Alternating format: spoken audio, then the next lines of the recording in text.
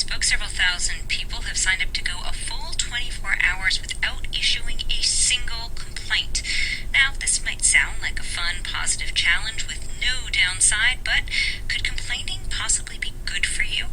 To help answer that question, we're joined now by Joanna Wolf, Director of the Global Communication Center at Carnegie Mellon University. She researches complaining and communications. Joanna, welcome to the program.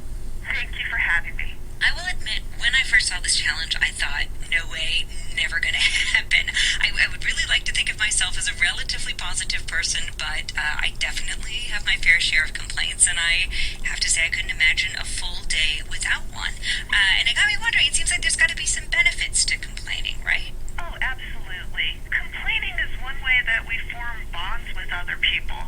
There's a type of complaining that we call a solidarity complaint or troubles talk. It's a way to kind of bond over shared misfortunes and show sympathy. So a good example might be two strangers at a bus stop might start a conversation over how late the bus is, and this becomes an entryway to talk about other things, find out other things that we have in common. Complaints are also very important.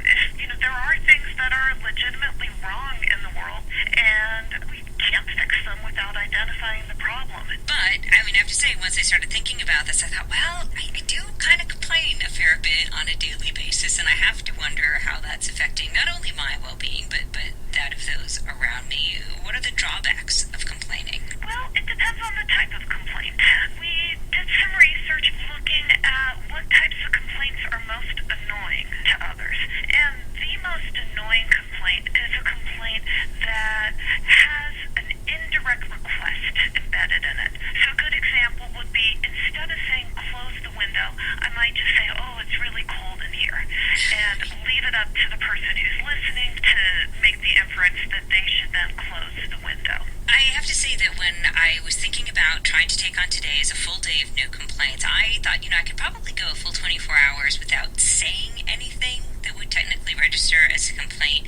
But even if I did that, I would definitely still be thinking about complaints inside my head. Thinking about this, if we were to take on no complaints days, there a risk of internalizing if you don't actually express some of these frustrations. So, Alex, I have to say, I am wondering if it's really possible that you've gone all this time without complaining. Well, it's still pretty early.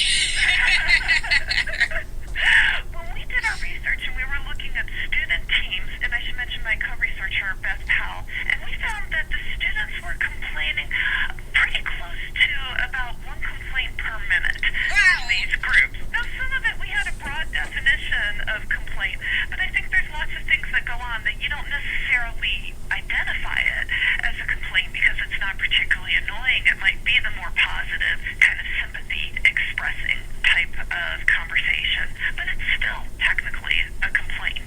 Now you've got me racking my brains to think of every single thing I said today. I'm going to have to ask my coworkers. I'm pretty sure I haven't done it yet. You might not have noticed. I haven't complained so far during this interview, have I? I don't think so. Okay, good. Now, I was intrigued to hear that you, in your research, have noticed some differences between how men and women complain. Can you fill me in on that? So that was our initial research question. If you think about how our culture stereotypes complaining, a lot of the words like nag, kvetch, all these words are associated with women. And I think if you ask most people which gender complain more, most people would say women do, that men are more stoic. So our initial research question was, is this true? And so we analyzed conversations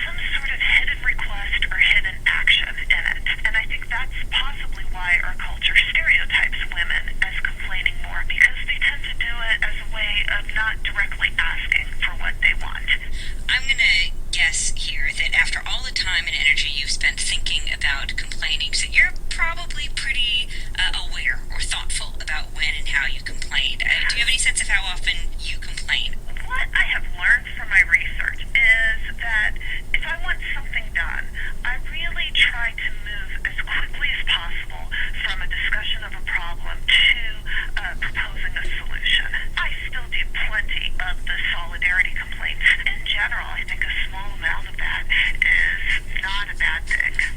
Well, I can honestly say I have no complaints in talking with you. You're Joanna Wolf of Carnegie Mellon University.